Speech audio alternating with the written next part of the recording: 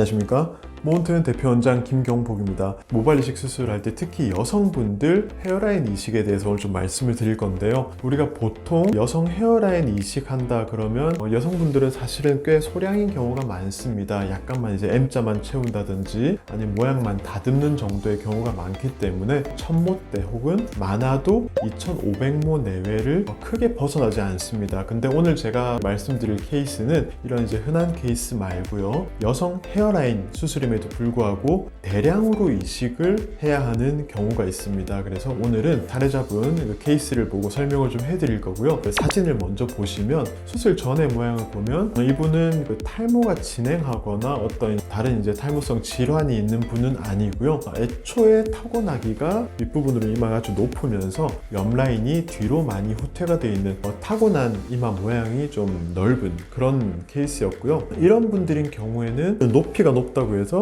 높이를 무리하게 좁혔다 내렸다 그랬을 때 1차적으로 이식한 부위가 부자연스러워 보일 수 있는 단점도 생길 수 있고요. 전체적인 이마 형태의 가로 세로 비율이나 전반적인 얼굴과의 그 형태가 좀 어울리지 않게 되기 때문에 무리하게 높이만 좁혀서는 사실은 우리가 원하는 자연스럽고 보기 좋은 결과를 만들어내기가 어렵습니다. 그래서 이 환자분 이제 디자인한 사진을 보시면 윗부분을 좀 높이를 낮추면서 동시에 양옆을 좀 많이 당겨서 가로 세로 비율을 적절하게 좀 조율을 했고요. 그리고 사진에 나와 있지는 않지만 얼굴 전체의 그 형태, 이 광대나 코끝의 형태라든지 아니면 옆에서 봤을 때 이마에 돌출된 정도, 기울기라든지 이런 부분들을 다 감안을 해서 그 가로 세로 좀 비율을 조정을 해서 이런 식으로 디자인을 했고요. 이분은 이제 4200모 대량 이식이지만 젊은 여성분이기 때문에 수술한 티가 나지 않기를 원해서 이분 같은 경우 일단 4200모 히든컷 방식으로 제출을 했습니다.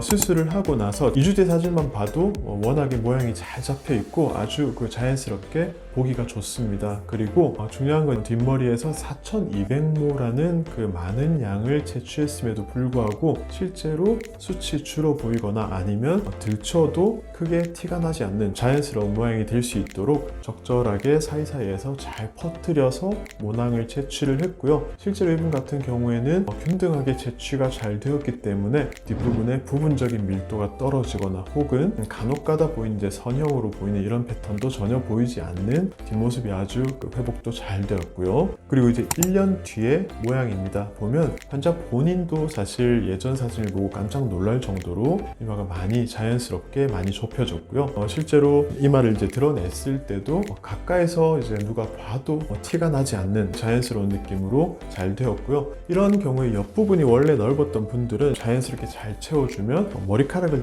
풀고 내리고 있을 때도 속이 비어있는 모습이 없기 때문에 머리가 풍성해 보이고 보기가 좋고요. 측면 교정 같은 경우에는 사실 조금만 잘못해도 아주 과하거나 좀 부자연스럽고 아주 인공적인 모양이 될 가능성이 높은 곳이기 때문에요. 측면 같은 경우에는 충분한 노하우와 경험이 있는 주치의에게 맡기는 게 좋다고 저는 생각을 합니다. 네, 감사합니다.